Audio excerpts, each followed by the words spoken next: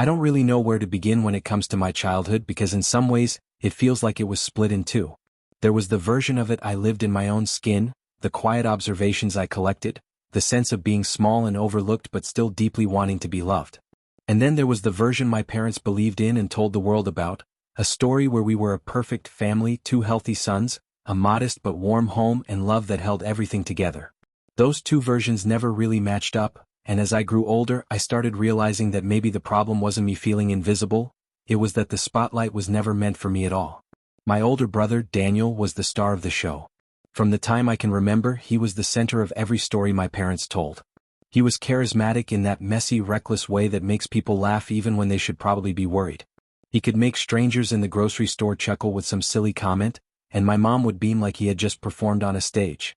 Teachers said he had potential, neighbors said he was spirited, and my parents ate it all up like it was proof that they had done something right. Me. I was quieter. I liked reading. I liked building things with my hands. I liked sitting in the backyard with my sketch pad and copying the way the tree branches forked against the sky. None of those things drew attention, and in a household where Daniel was always setting something on fire, figuratively or literally, it was easy for me to fade into the background. I didn't resent it at first. That's just the way families are, right? Some kids are louder, some kids are softer. It wasn't until years later that I realized being quieter meant I was also easier to ignore, easier to dismiss, and, in the long run, easier to betray.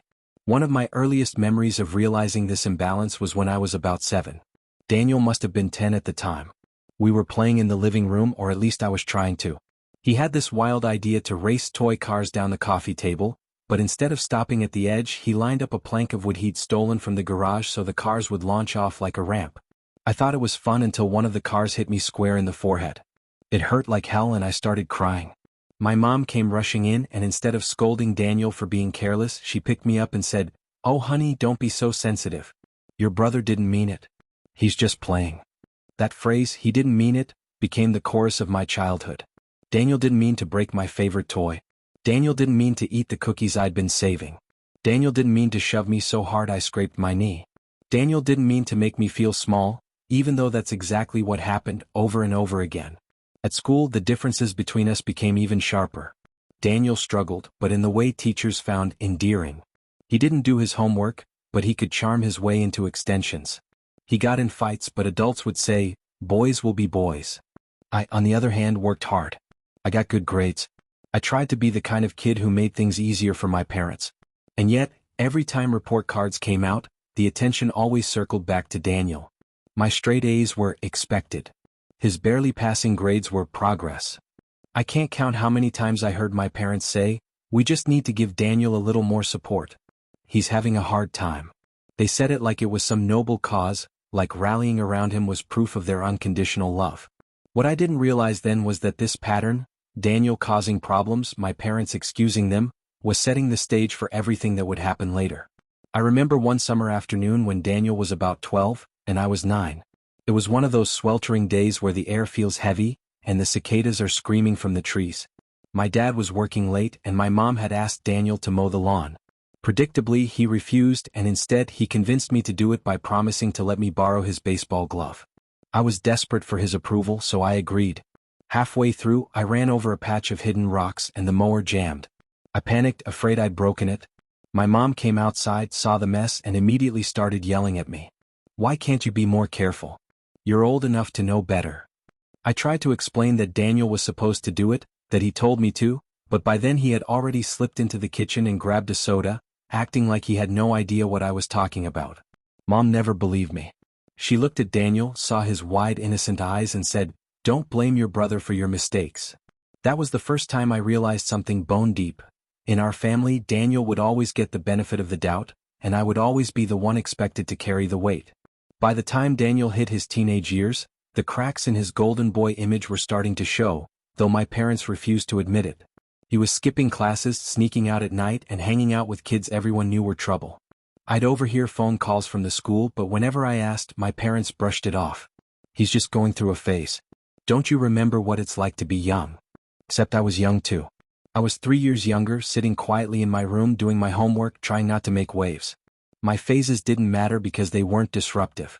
They didn't demand attention. I wish I could say that I hated Daniel back then, but I didn't. I looked up to him. I wanted to be included in his world. When he'd sneak out, I'd sometimes ask if I could come, even just to walk down the street with him. He'd laugh, ruffle my hair, and say, "Not tonight, kid. You just slow me down." He made me feel like I was on the outside of something exciting, and for a long time, that longing blinded me to how toxic it all was. There's one night burned into my memory that I think of often, because it was like a preview of everything to come. I was about 11, Daniel 14. He'd come home late, his breath sharp with something I didn't recognize then but later realized was alcohol. My parents were sitting in the living room waiting for him. The tension was thick and I thought, finally. They're going to see what I see. They're going to hold him accountable. But when Daniel walked in, all slouched and smirking, my mom's face softened. My dad's anger fizzled into disappointment. They lectured him, sure, but it was gentle. "You're better than this, son. We believe in you. You just need to stay focused." Then my mom added, "Your brother looks up to you. You need to set a good example." That line cut me deeper than anything else. It was like my feelings didn't matter, like I was just a prop in Daniel's story. They weren't worried about how his actions hurt me or made me feel unsafe. They were worried about how he was supposed to inspire me. I went to bed that night realizing that in our family, Daniel wasn't just the main character. He was the hero in a redemption story that my parents were determined to keep writing, no matter how many times reality contradicted them. And I was just the extra. The side character who filled the space but didn't matter much to the plot. That dynamic shaped everything. It shaped the way I saw myself, the way I learned to shrink instead of take up space, the way I measured my worth in silence and compliance. It shaped the resentment that would grow inside me like a seed, watered by every excuse, every "he didn't mean it," every sacrifice I was expected to make for the sake of my brother's endless second chances. Looking back now, I can see that this was the beginning. This was the soil where the betrayal would take root, long before the word addiction was ever spoken in our house. Because addiction wasn't the first crack in our family, it was just the one my parents could no longer pretend wasn't there. If my first years of school had been ordinary, maybe I wouldn't have noticed how different my family was from others. But once I started spending more time at friends' houses, I began to realize that not every household revolved around one person's moods. At my friend Ryan's house, for example, dinner was loud but playful. His parents asked him about school, and when his little sister spilled her juice, no one screamed. They just cleaned it up and kept laughing. I remember sitting there, stunned, because in my house a spill like that would have triggered Daniel's fury, blaming me somehow, then demanding attention until my parents caved to him with dessert or an extra privilege. The contrast gnawed at me. It showed me what life could be, even though at home it never was. By the time Daniel hit high school, things grew darker. He wasn't just sneaking cigarettes or swigs of alcohol anymore. He started disappearing for hours at a time, coming home with glassy eyes and the smell of smoke clinging to him. I didn't have the vocabulary for drugs back then, but I knew something was wrong. I tried once again to tell my parents. I remember standing in the kitchen one Saturday morning, Daniel still passed out upstairs after a night out. I told my mom, "He doesn't act normal anymore. His eyes look weird. I think he's doing more than drinking." She sighed, busying herself with washing dishes, and said, "You always worry too much. He's a teenager. Teenagers experiment. It's a phase." A phase. That word became their shield, their excuse for everything Daniel did. When he got suspended for fighting at school, it was just a phase. When he stole our neighbor's bike and ditched it in the woods, it was a phase. When he cursed at my dad during an argument so vicious the neighbors could hear, my mom's explanation was the same: teenagers go through phases. But what about me? What about the quiet younger brother who watched all of this unfold, who longed for someone to notice the toll it was taking? There was no phase for me. There was just silence, invisibility, and the constant message that Daniel's chaos mattered more than my peace. I carried that weight to school every day. Teachers called me shy, reserved. The truth was, I didn't feel safe speaking up. Not at home, not anywhere. If my own parents didn't believe me when I told the truth, why would anyone else? I remember one particular afternoon in 5th grade. We had a parent-teacher conference scheduled, and I was nervous but hopeful. I was a good student, quiet but diligent, and I thought maybe for once I'd get recognition. Instead, the meeting turned into yet another Daniel show. My teacher mentioned that I was doing well, and immediately my mom shifted the conversation. "We're so worried about Daniel, though. He's struggling. He has so much potential, but he just needs the right motivation."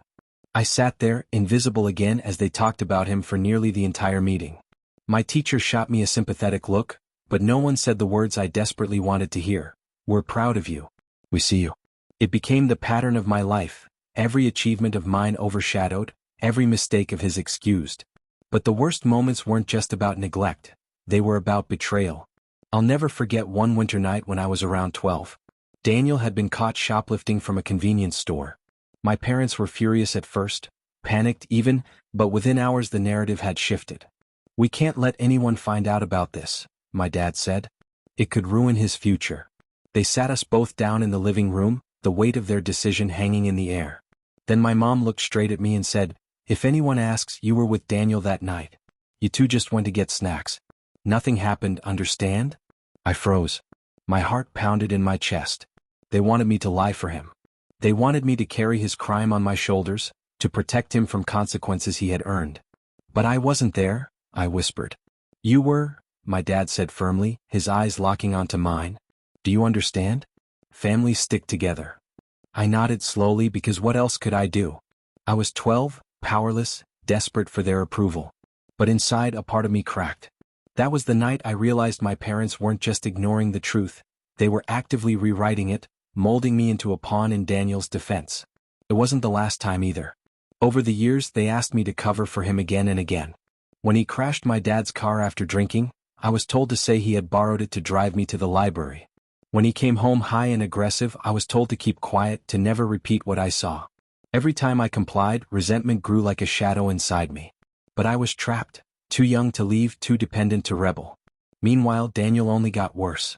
His teenage years were a blur of police encounters, school suspensions, and endless second chances. My parents always found someone else to blame: the friends who were bad influences, the teachers who didn't understand him, society itself for being too harsh on a sensitive boy. No one seemed to consider that maybe Daniel was responsible for Daniel. By the time I entered high school, I had stopped asking my parents for help. I stopped telling them what I saw, what I feared. What was the point? They would twist it, deny it, or somehow use it against me. So I built walls around myself. I poured everything into studying, into escaping into books, into dreaming about a future far away from that house. Still, the betrayals kept coming. I'll never forget my freshman year when I tried out for the basketball team. I wasn't particularly athletic, but I loved the game. I made the junior varsity team, and for once I felt proud of myself. I rushed home to tell my parents, eager for some acknowledgement. Instead, Daniel burst into the room halfway through my announcement and sneered, "JV? That's nothing. It's basically the loser team." My dad laughed, not cruelly but dismissively, and said, "Yeah, well, maybe you'll make varsity someday if you try harder." I felt the sting immediately. No congratulations. No recognition that I had pushed myself out of my comfort zone.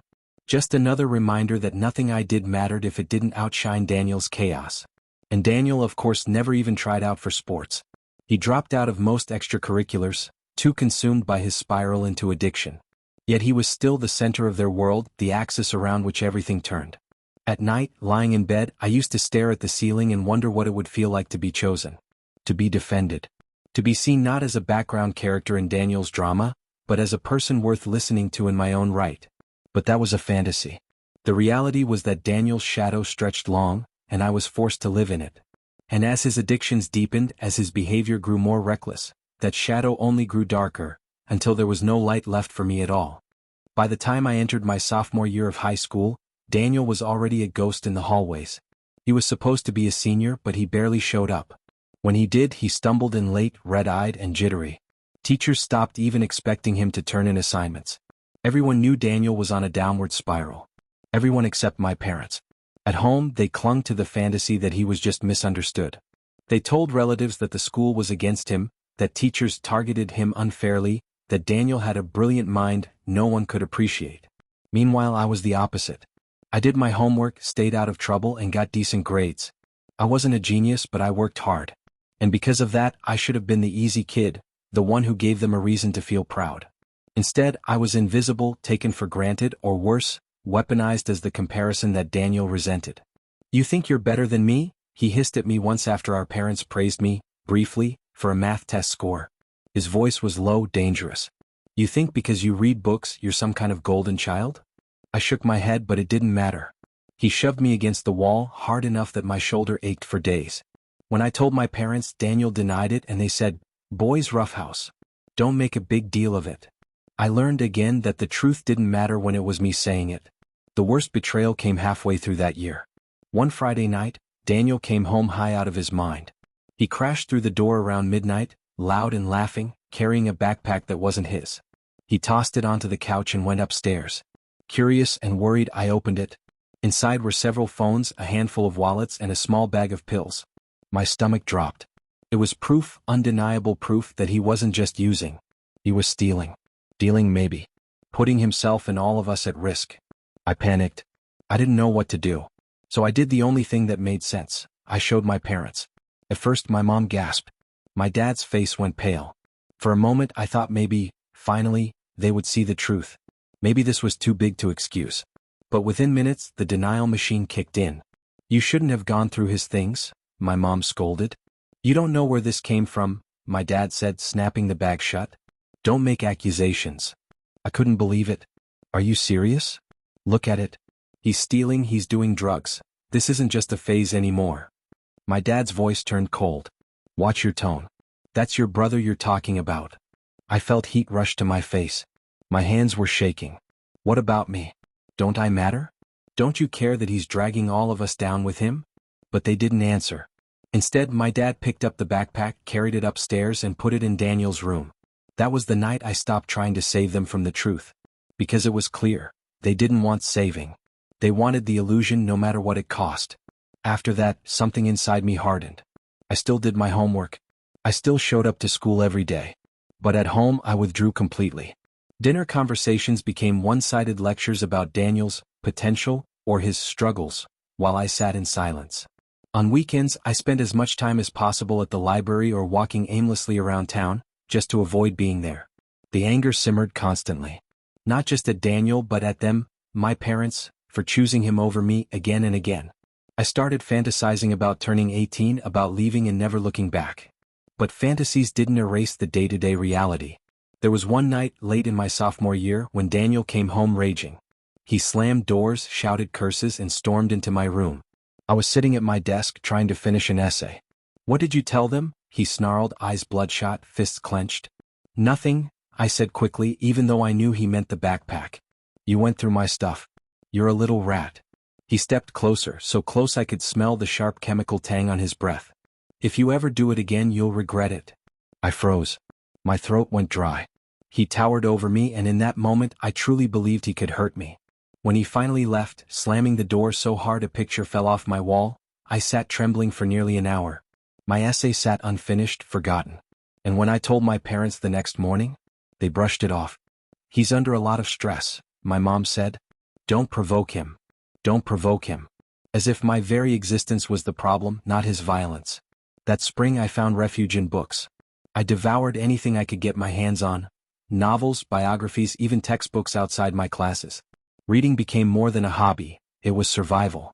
In stories I found families who cared about each other, characters who overcame hardship, worlds where truth mattered. And in secret I started writing. Short stories, journal entries, scraps of poems.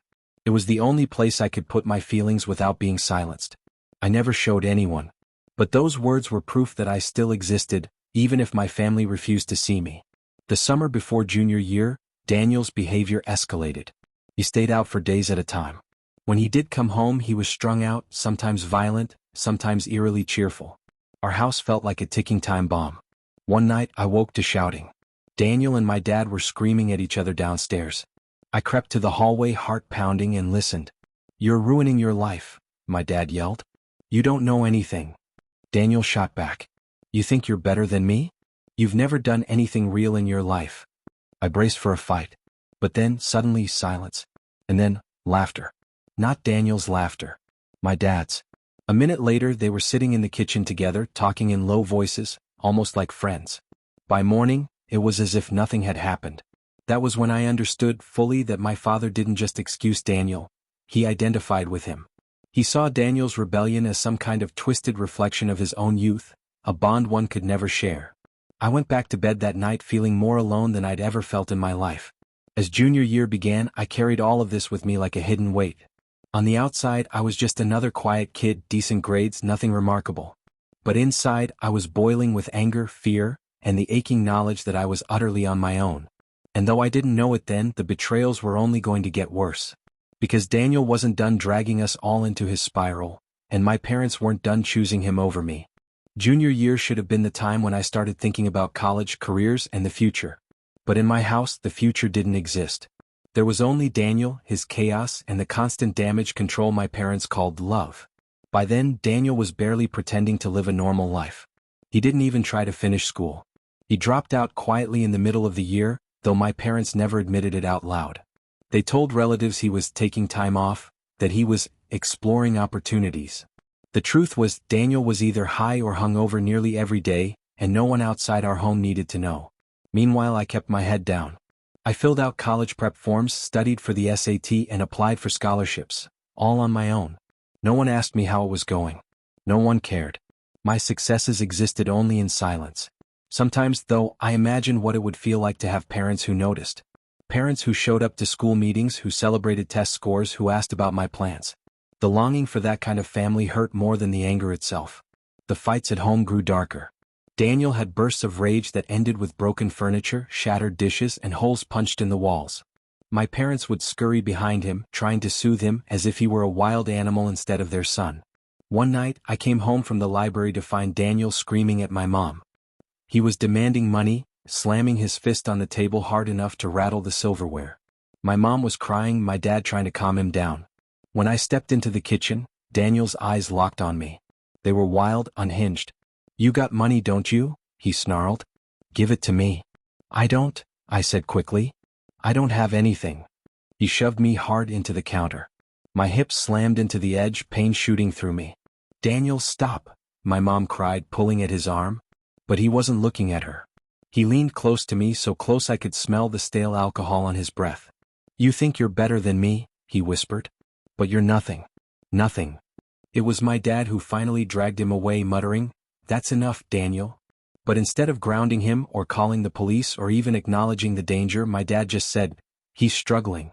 You don't understand what he's going through." And once again the message was clear. Daniel's violence was forgivable. My fear was irrelevant. By senior year, I had built a kind of emotional bunker. I didn't expect safety. I didn't expect fairness. I didn't expect love. What I did expect, what I clung to, was the countdown to my 18th birthday. Every day I imagined it. Leaving the house, never looking back, finally breathing without the constant weight of their denial pressing on my chest. But even as I dreamed of escape, Daniel found new ways to drag me back into the nightmare. One betrayal stands out above all the others. It was spring of my senior year. I had been accepted into a state university with a scholarship. It wasn't Ivy League, but it was mine. It was proof that I had made it through, despite everything. I came home one afternoon to find my parents sitting stiffly at the kitchen table, expressions grim. Daniel sat with them looking smug. "What's going on?" I asked, my stomach sinking. My mom folded her hands. "We need to talk about your college fund." I frowned. "What college fund?" "I have scholarships and I've been saving from my job." "There's some money your grandparents left," my dad said slowly. "We've been holding it for your education." I didn't even know it existed. My chest lifted with hope. For once, maybe things were looking up. But then Daniel smirked. And I knew. My dad cleared his throat. "Daniel needs some support right now. He's been having a hard time. We think it's only fair to use some of the money to help him get back on his feet." I couldn't believe what I was hearing. "What? That money is for college? For my future?" "Daniel is part of this family too," my mom said, her voice sharp. "Don't be selfish." "Selfish?" I choked out. "I've worked my ass off to get out of here. He dropped out. He steals. He threatens me. And you're giving him the money meant for me?" My dad slammed his hand on the table. "Enough. You will not talk about your brother that way." I felt the air leave my lungs. It was the same pattern over and over. Daniel destroyed and I was punished for naming it. That night, I lay awake in bed, staring at the ceiling, and made myself a promise. If they gave him that money, I would never forgive them. Not ever. They did. And in that moment, something inside me finally snapped. I stopped trying to earn their love. I stopped trying to prove myself. I stopped hoping they would ever see me. Instead, I focused on escape. I picked up more shifts at my part-time job, saved every dollar, and quietly planned my exit. I told no one. I didn't even tell my closest friend at school because I knew, deep down, that if my parents found out, they would find a way to sabotage it. Graduation came. They cheered for Daniel, who wasn't even there, louder than they cheered for me. And afterward, while my classmates celebrated with their families, I slipped away to the library, the one place that had ever felt safe. The summer after graduation was the hardest stretch of all. Daniel was more volatile than ever, bouncing between brief attempts at sobriety and violent relapses. My parents clung desperately to every false hope, every empty promise. Meanwhile, I was quietly packing boxes, hiding them in the back of my closet, waiting for the day I turned 18. On that day, I woke before sunrise. I loaded my car with everything I owned: clothes, books, a few notebooks filled with stories and poems. I didn't leave a note. I didn't say goodbye. As I drove away, the house shrank in my rearview mirror until it disappeared completely. And for the first time in my life, I felt free. But freedom didn't erase the scars. Because even as I left, the weight of their betrayal came with me, the truth that my parents had chosen Daniel again and again, no matter how much it destroyed me. And I knew deep down that escaping the house was only the beginning. The real battle would be learning how to live with the shadow of my brother, and the silence of the parents who had abandoned me long before I ever walked out the door. By the time I turned 18, I thought I had finally earned my freedom. High school had been a blur of keeping my head down, working part-time jobs to save money, and doing everything I could to stay out of Daniel's orbit. He had been in and out of programs so many times that I lost track. Sometimes he was clean for 2 weeks, sometimes for a month, but inevitably there'd be another relapse, another screaming match, another round of slammed doors and broken promises. I remember walking across the stage at graduation, cap sliding slightly off my head, hearing the muffled applause of the crowd. My parents clapped, of course, but the only thing they talked about afterward was how Daniel had almost made it to the ceremony before he had a rough day and couldn't come. I nodded along, smiled stiffly at the camera, but inside I felt that familiar sting. Even in my own milestone, Daniel was the headline. When I moved into my tiny college dorm a few months later, I thought maybe, just maybe, I was starting fresh. My roommate was a quiet guy who liked video games, and I spent hours in the library just soaking in the quiet that didn't exist at home. I told myself, this is it. This is the life you've been waiting for. But of course Daniel followed me. Not literally, he was too deep into his chaos to care about campus life, but through my parents. Phone calls at odd hours. Can you send your brother some money?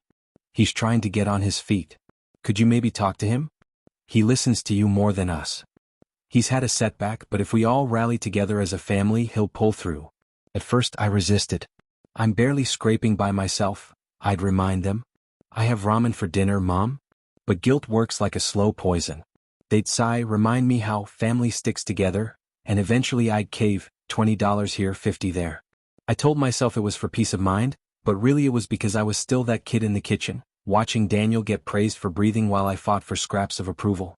By my sophomore year, the calls had turned into demands. One night, while I was cramming for finals, my phone buzzed nonstop. Mom's voice trembled when I answered. Sweetheart, your brother's in trouble again. He got picked up for shoplifting. It's not his fault, he just fell in with the wrong crowd again. Could you come home for the weekend? He really needs you here. I stared at the stack of books on my desk, the empty Red Bull cans, the notes I'd written until my hand cramped. Mom, I can't just drop everything. I have finals. Her silence burned. Then came the dagger. I guess school is more important than family to you. That sentence looped in my brain all night. I flunked my exam the next day, my thoughts scrambled, and ended up taking the bus home that weekend anyway.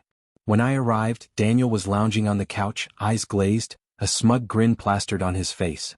Look who finally came back, he said, like I was the one who abandoned him. Mom made me his favorite dinner that night. Dad patted me on the back and said, it means a lot that you're here for your brother. No one asked about my finals. No one cared that I had sacrificed a week of studying. It was all about Daniel, as always. Over the next year, the pattern deepened. Daniel would spiral, my parents would panic, and I'd get dragged into the storm. I was the responsible one, the rock, the one expected to clean up his messes. They framed it like a compliment, but it felt like a curse. The worst was Christmas break of junior year. Daniel had been sober for 3 weeks, and my parents were practically glowing with hope. They wrapped him gifts, whispered about how proud they were, and even set a seat at the table like it was his coronation dinner. Halfway through the meal, I noticed his eyes darting, his leg bouncing. He excused himself to the bathroom, and when he came back, he was jittery, words slurred. My stomach sank. I knew the signs by then. When I tried to quietly tell Mom that he was high, she snapped at me. Don't ruin this. He's doing so well. Can't you just let us have this one nice night? I sat there, silent, carving lines into my mashed potatoes with my fork, while Daniel ranted about some get-rich-quick scheme. My parents laughed along, pretending everything was fine. I felt like I was trapped in a play where everyone refused to acknowledge the stage was on fire. That night, after everyone went to bed, I heard the clink of silverware and opened the kitchen door to see Daniel rifling through drawers. He pocketed some cash from Mom's purse, then looked up at me. "Don't say anything," he hissed, eyes darting. And I didn't. Because I knew if I did, my parents would still defend him. They'd still tell me I was imagining things, or worse, that I was cruel for doubting him. That's when the resentment hardened into something colder. It wasn't just that Daniel was an addict. It wasn't even that he stole or lied or ruined every gathering. It was that my parents let him. They chose to see him as the victim, which made me the villain anytime I dared to speak truth. I went back to school early after that holiday, told my professors I just needed the quiet of campus. But really, I just couldn't stand being home anymore. By the time I graduated college, I had built a fragile life of my own. A steady job, a tiny apartment with peeling paint, a beat-up car that groaned every time it started. It wasn't glamorous, but it was mine. And then came the betrayal that broke whatever thread still connected me to my parents. It started small. My paycheck barely covered rent and groceries, but I kept a little savings tucked away, my safety net. I didn't tell anyone about it, not even my parents, because I knew if Daniel found out, it would vanish. But somehow he found out anyway. One afternoon I came home to a voicemail from my mom. Her voice was rushed, shaky. "Honey, please don't be upset. Your brother really needed help and we didn't know who else to turn to. We used your savings account, but we promise he'll pay it back when he gets on his feet." My blood went cold. I raced to my bank app and saw the balance, nearly empty. Thousands of dollars I had scraped together from part-time jobs, tutoring gigs, overtime hours, gone. Daniel had convinced them he was starting fresh, that he just needed seed money to get a new place and stay sober. And my parents had given him my money. Money they had no right to touch. When I confronted them, Mom cried. Dad said, "He's your brother. We thought you'd understand." Daniel shrugged, avoiding my eyes, muttering something about paying me back, someday. I exploded. Years of swallowed anger poured out in one ugly, messy torrent. I shouted about every sacrifice, every ignored achievement, every time they chose him over me. "You didn't just choose him," I screamed. "You stole from me. You betrayed me." My parents tried to soothe me, to calm me down, but I was done. That was the moment I realized I wasn't just the forgotten child. I was the disposable one. And so I walked out. Walking out of that house felt both terrifying and liberating. Terrifying because for the first time I truly severed the rope tying me to the family I grew up with. Liberating because I finally admitted the truth: they were never going to see me. Not the way I longed for, not the way a parent is supposed to see their child. For months I refused to answer their calls. I changed the locks on my apartment, blocked Daniel's number, and told my landlord not to give out my information. The silence was deafening but also healing. I poured myself into work, picking up double shifts, letting exhaustion numb the ache. At night, I journaled everything I had swallowed over the years: the anger, the loneliness, the betrayal. It came out in messy pages, but it was the first time I gave my pain permission to exist without censoring it. Still, the guilt stalked me like a shadow. I'd find myself staring at my phone, thumb hovering over the call button. What if Daniel overdosed? What if my parents blamed me for abandoning him? What if I was the monster they always implied I was, selfish and cold? But then I'd remember my empty savings account, or the way Mom told me not to ruin Christmas, and the guilt would harden into resolve. I wasn't abandoning them. They had abandoned me long ago. The next big fracture came a year later. I was 23, living paycheck to paycheck but slowly rebuilding. One Friday evening I came home to find a letter slipped under my door. It was from my mother. Her handwriting was shaky, almost frantic. "Sweetheart, please, we need you. Daniel is in a very bad place. He's living on the street. We don't know what to do anymore. You've always been the strong one, the dependable one. Please come home, even just for a weekend. We can't handle this without you." I sat on my couch, letter trembling in my hands. Part of me wanted to tear it up. Another part wanted to jump in the car and drive straight to their house. But instead I called. Mom answered on the first ring, relief flooding her voice. "Oh, thank God. Honey, he's not well. He says people are following him, that someone's out to get him. He hasn't eaten in days. Your father and we don't know how to reach him." Her words painted the same picture I had lived for years. Daniel in chaos, my parents drowning, and me cast as the lifeboat. I forced myself to stay calm. Mom, he needs professional help. Not me. Not you. Actual treatment. We've tried that, she insisted. But he trusts you. If you talk to him, maybe he'll go. I closed my eyes. No, Mom. I can't fix him. You can't fix him. The only person who can fix him is himself. Her voice cracked. So you're really going to abandon your brother? There it was again. The same weapon they'd always used, guilt sharpened into a blade. I didn't yell this time. I didn't cry. I just said quietly, I'm not abandoning him. I'm saving myself. And then I hung up. It was the hardest thing I had ever done. 2 weeks later, I got the call I had always dreaded. Daniel had overdosed. He survived, but barely. My parents rushed him to the hospital, begged me to come, left voicemails filled with tears and accusations. I didn't go. That decision haunts me in ways I can't fully explain. Not because I think my presence would have saved him, but because it cemented the wall between me and my family forever. After that, I was no longer the good child, who occasionally helped. I was the traitor. The deserter. The one who chose a life of selfish independence over blood. At least that's how they painted it. But in reality, it was the first time I chose me. The years that followed were strangely quiet. My parents and I had minimal contact. Birthdays, sometimes Christmas cards, always stiff and hollow. Daniel drifted in and out of rehabs, shelters, halfway houses. Occasionally, a text would appear from an unknown number. Hey, it's me. Can you spot me a little cash? I never replied. I started therapy during that time. My counselor was the first person who looked me in the eye and said, what you experienced was neglect. Your feelings are valid.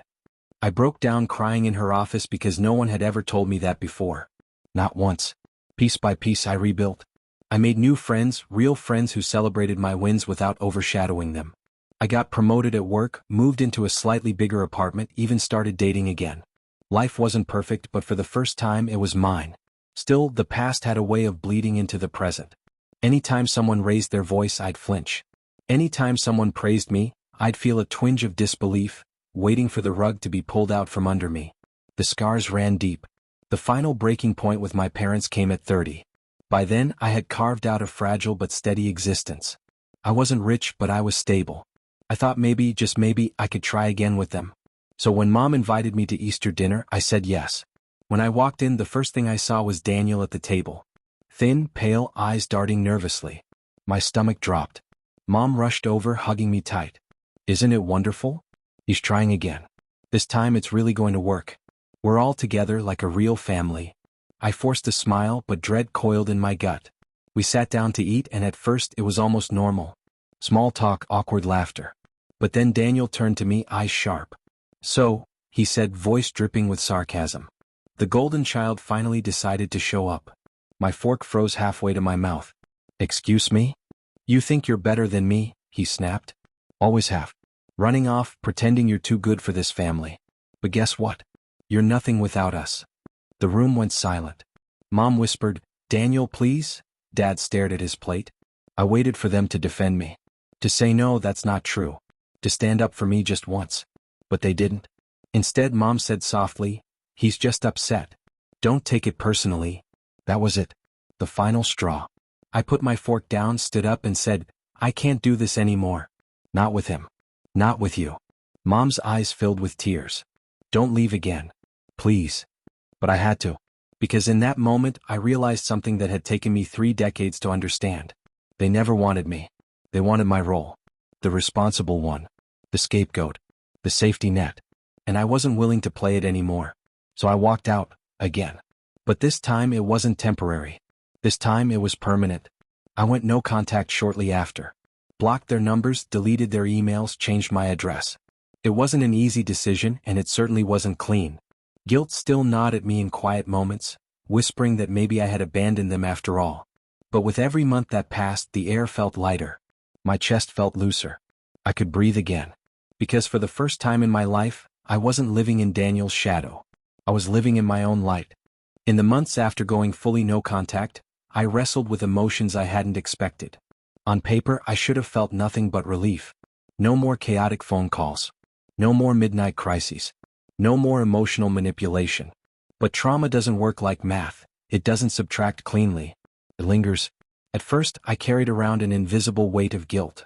Every time I walked past a homeless man on the street, I thought of Daniel. Every time I heard someone talk about family reunions, I felt a stab of grief for a fantasy I never got to live. Sometimes at night, I dream of my parents, not the ones I had but the ones I wished for. The kind who hugged their children without keeping score. The kind who said, "I'm proud of you," without turning it into a backhanded jab. I woke up from those dreams feeling both comforted and hollow. Like I had tasted something sweet that evaporated before I could swallow. Therapy became my anchor. My counselor helped me see the cycle I had been trapped in. Enmeshment, triangulation, scapegoating. Words I'd never used before but which fit my life like puzzle pieces sliding into place. It wasn't just that Daniel had problems, it was that the whole system of our family revolved around enabling him and sacrificing me. Of course you feel guilty, my therapist told me one day, because they trained you to. Guilt was their leash. But guilt isn't truth. Sometimes guilt is just a sign you're breaking free from control. That sentence cracked something open in me. For years I thought my guilt meant I was the villain. But maybe it meant I was finally escaping. With distance came clarity. I started to remember small things I had brushed off at the time but which now burned with significance. Like the time in high school when I won a science fair award, and Mom smiled politely before rushing to comfort Daniel, who had stormed out because he wasn't recognized. Or the time Dad told me, "Your brother is fragile. You're stronger. That's why we lean on you." As if being strong meant I didn't deserve comfort too. I realized they had never really celebrated me. Not once. Any achievement I made was either downplayed compared to Daniel or reframed as selfish. My entire identity was built around being the reliable one. But reliability isn't love. And slowly, painfully, I began to grieve. Not for the family I had, but for the family I never would. About a year after cutting ties, I got an email from my cousin. She'd heard from my parents that I was estranged, and she wanted to check in. "Your mom says you just cut everyone off," she wrote, "but I feel like there must be more to the story. Are you okay?" Reading those words made me realize how narratives get twisted. In my parents' version, I was the cold daughter who abandoned her struggling family. In reality, I was the one who had been abandoned long before I ever walked away. I debated replying. For days I typed drafts and deleted them. Finally, I wrote a short but honest response. "I'm okay. It's complicated, but the truth is I had to step away to protect myself.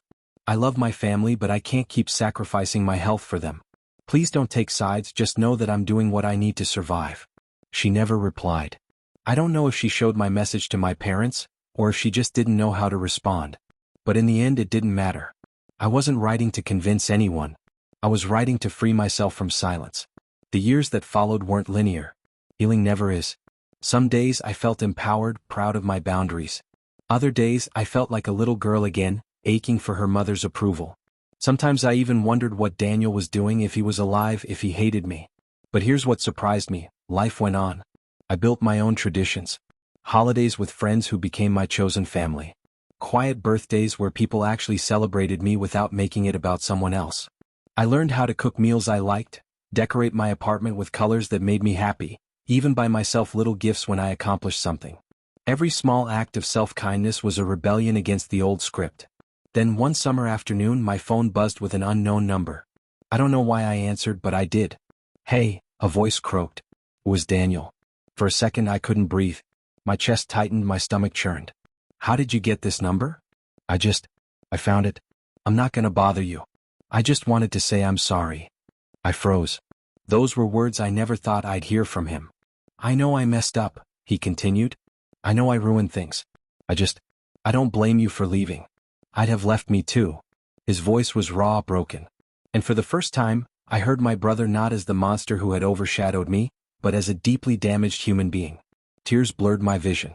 "Daniel? I don't want anything," he said quickly. "No money, no favors. I just needed you to know I don't hate you." The call ended before I could respond. I never heard from him again.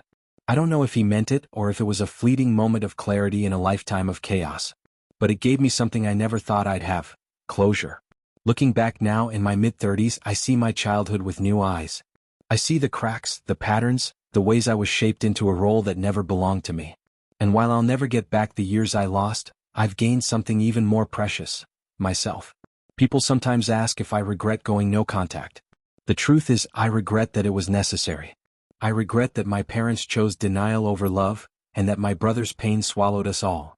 But I don't regret saving myself. Because if I hadn't, I wouldn't be here to tell this story. My family may always see me as the villain. But I know the truth. I wasn't the golden child or the scapegoat or the caretaker. I was just a daughter who deserved to be loved. And even if they couldn't give me that, I've learned to give it to myself. When people imagine healing, they often picture it like a straight road, a clean line stretching forward, step after step, toward peace. But my experience was nothing like that. It wasn't neat or predictable. It was messy, full of detours, breakdowns, and moments of unexpected beauty. Some days I felt like I was sprinting toward freedom. Other days I felt dragged backward by chains of old memories. Healing wasn't a straight road, it was a winding mountain trail, and the hardest part was realizing there was no final summit. The first step came quietly. It wasn't dramatic or cinematic, it was the simple act of making my home feel safe.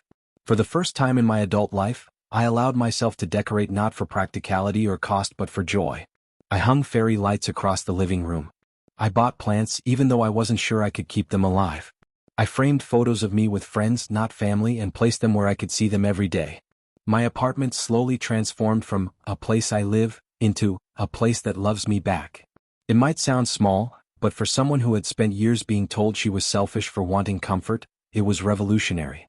Another milestone was learning the language of boundaries. For years I had no concept of them. My parents had trained me to be accessible at all times, to fix problems I didn't cause, to sacrifice my needs without hesitation. Saying no had once felt like betrayal. But in therapy I began practicing it in baby steps. No, I don't want to go out tonight. No, I can't take on another project. No, that doesn't work for me. At first, the word burned on my tongue like I was committing a crime. But every time I said it and survived, my confidence grew. Boundaries weren't walls to keep love out, they were gates to let the right kind of love in. And slowly I began attracting people who respected those gates. Friends who celebrated me without competition. Colleagues who valued my input.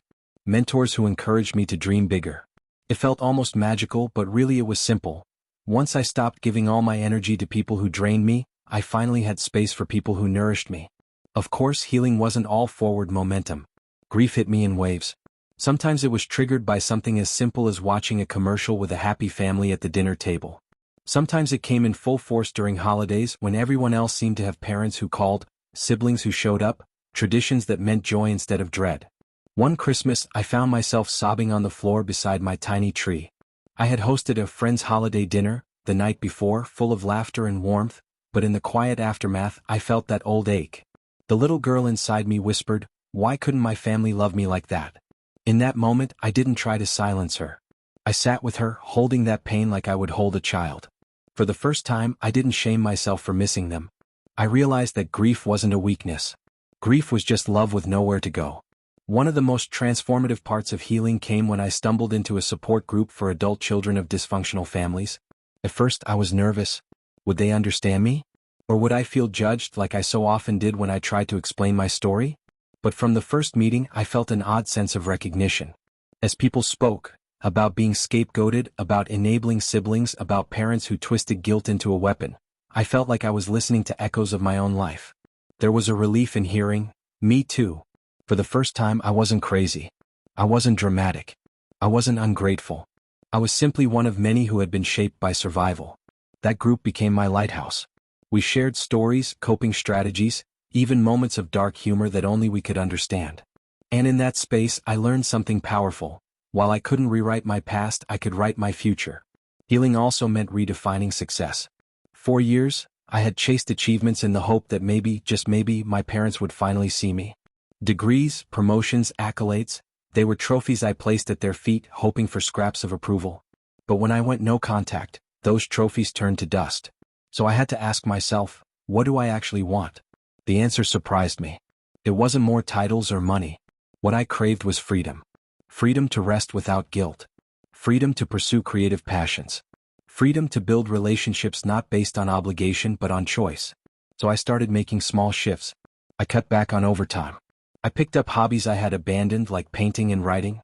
I traveled, not to impress anyone with photos, but to feed my own curiosity.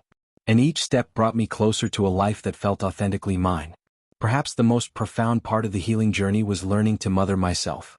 For so long, I had sought nurturing outside, waiting for someone else to give me the love I missed. But slowly I realized I could give it to myself. When I was tired, I tucked myself into bed early, without scolding myself for being lazy. When I was anxious, I placed a hand on my chest and whispered, "You're safe now." When I accomplished something, no matter how small, I celebrated with flowers or a special meal. I began to picture the little girl I once was, wide-eyed, hopeful, desperate for kindness. And I decided to become the adult she always needed. There were still moments when the shadows of my family crept back in. Once, I bumped into an old neighbor who casually asked, "Do you still see your parents?" I felt that familiar flush of shame, the instinct to lie, to smooth things over. But instead I took a deep breath and said, "No, I don't. It's complicated, but I'm happier this way." The neighbor nodded and moved on. And just like that, the world didn't end. I realized that shame had been a phantom all along, one I could let go of. Now, years later, I no longer measure my healing by whether I think of my family or not. They'll always be part of my story. The difference is that they no longer define it. I'm not the scapegoat, the caretaker, or the forgotten child. I'm me, whole, imperfect, resilient. I've learned that healing isn't about erasing the past. It's about weaving it into a tapestry where pain and joy coexist. It's about building a life so full of authenticity that the old wounds no longer dictate the narrative. And maybe the most important lesson of all is this: family is not always the people you're born to. Sometimes, family is the people you choose, the ones who see you, honor you, and love you without condition. I used to think survival was my only destiny. But now I know better. Survival was just the beginning. Living, truly living, is the rest of the story. When I first went no contact with my family, I thought of it as an ending. In many ways it was the end of illusions, the end of begging for scraps of affection, the end of being a character in someone else's twisted play. But as the years passed, I began to realize something far more profound. It wasn't just an ending. It was also a beginning. For the first time in my life, the future was mine to write. That realization didn't come instantly. In fact, for a long time, I was terrified of the blank page in front of me. Without the constant noise of my family, without their demands, manipulations, and criticisms, I didn't quite know who I was. It was like walking out of a dark cave into blinding sunlight. I wanted freedom, but freedom also came with responsibility. What would it mean to live not in reaction to my past, but in pursuit of my own desires? The first step in reclaiming my future was relearning trust. My family had conditioned me to believe that closeness always came with a catch. That love was transactional. That if someone was kind, they would eventually want something in return. So when I began dating again, I struggled. Every compliment felt suspicious. Every act of kindness made me uneasy. I would wait for the betrayal, the manipulation, the inevitable downfall. My partner at the time was patient, but I could see the confusion in his eyes when I pulled away after he did something thoughtful. It wasn't about him, it was about me and the deep scar tissue left behind. Therapy helped, of course, but trust couldn't be forced. It had to be built slowly, brick by brick. I started with friendships. I let myself be vulnerable in small ways, sharing a secret, asking for help, admitting when I was scared. And when those friends didn't abandon me or weaponize my words, something inside me began to loosen. Eventually, I carried that same openness into romantic relationships.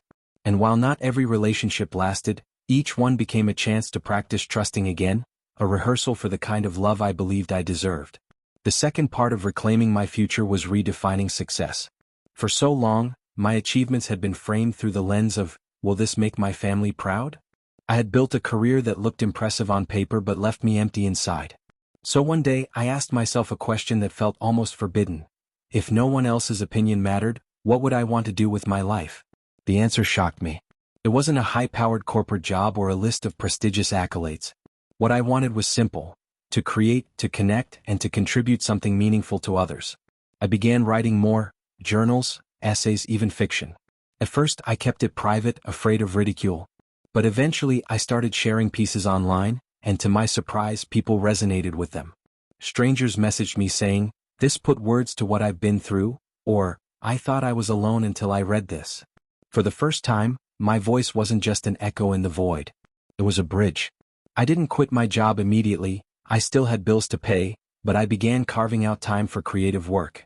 And slowly, piece by piece, I built a new kind of career, one fueled not by external approval but by internal passion. Reclaiming my future also meant confronting the idea of family. For years, I had flinched at the thought of creating my own, terrified of repeating the cycle. How could I trust myself to be a parent when I had grown up with such broken models? But over time I learned that awareness was power. Because I knew what harm looked like, I was in a better position to avoid repeating it. I could break the cycle by choosing differently. Family, I realized, didn't have to mean biology. Family could be the friends who showed up at midnight with ice cream when I was heartbroken. Family could be the mentor who believed in me when I doubted myself. Family could be the partner who held my hand not just during the easy times but through the storms. And if one day I chose to raise children, they would know a kind of love I never had. One rooted not in control but in freedom, not in fear but in trust. Of course, reclaiming the future wasn't always easy. There were setbacks, times when old wounds reopened, when triggers pulled me back into the shadows. A harsh word from a boss could feel like my mother's scolding. A friend's silence could echo my father's cold withdrawal. In those moments I had to remind myself, this is not the past. This is not them. I'm not powerless anymore. One particularly difficult moment came when I ran into my brother at a cafe. I hadn't seen him in years. For a second I froze, unsure whether to flee or face him. He looked older, tired, carrying the weight of our family in his eyes. He approached me tentative, as if testing the waters. "Hey," he said softly. We exchanged small talk. He asked about my life, my job, my health. I could sense the unspoken questions between us. Did I still hate him? Did I still blame him for siding with them? Was there any chance of reconciliation? I didn't give him all the answers that day. I wasn't ready. But I also didn't walk away in anger. Instead, I chose compassion, not for his sake but for mine. Because carrying bitterness into the future was like dragging chains behind me. I could acknowledge the hurt without letting it define me. When we parted, I felt lighter. Not because everything was fixed, but because I realized I had the power to choose my response. That was freedom. Reclaiming my future also meant embracing joy, something I once thought was selfish. My parents had made me feel guilty for wanting anything that wasn't useful, productive, or aligned with their needs. But joy, I discovered, was not a luxury. Was a lifeline. I started small. Dancing in my kitchen, singing loudly in the car, baking cookies just because. Then I expanded. Traveling to places I'd always dreamed of, learning new skills, saying yes to adventures I once thought I didn't deserve. The more joy I let in, the more I realized how much of my life had been lived in survival mode. Survival kept me alive, but joy made life worth living. And so, piece by piece, I built a future that belonged to me. A future where love is chosen, not coerced. A future where success is measured in authenticity, not approval. A future where the past is acknowledged but not in control. I don't pretend that healing made me invincible. I still have scars. I still have nights when the old voices whisper. But now I know how to answer them. "You're unlovable," they hiss. "No," I reply. "I am loved deeply by the people I choose. You'll never escape us. I already have. And I've built a life you'll never touch. You'll always be broken. I'm not broken. I'm whole, and I am still growing." If there's one truth I've carried through this journey, it's this. Pain can shape us, but it doesn't have to define us. We can be born from chaos and still choose peace. We can inherit trauma and still plant seeds of healing. We can lose the family we were given and still build the family we deserve. For so long, I thought my story was one of betrayal and loss. But standing here now, I see it differently. My story is one of survival, yes, but more than that, it is one of reclamation. I reclaimed my voice. I reclaimed my worth. I reclaimed my future. And maybe that's what true freedom looks like. Because in the end, the greatest act of defiance against a broken past isn't revenge. It's joy. It's love. It's living fully, unapologetically, on your own terms. And that's exactly what I intend to do.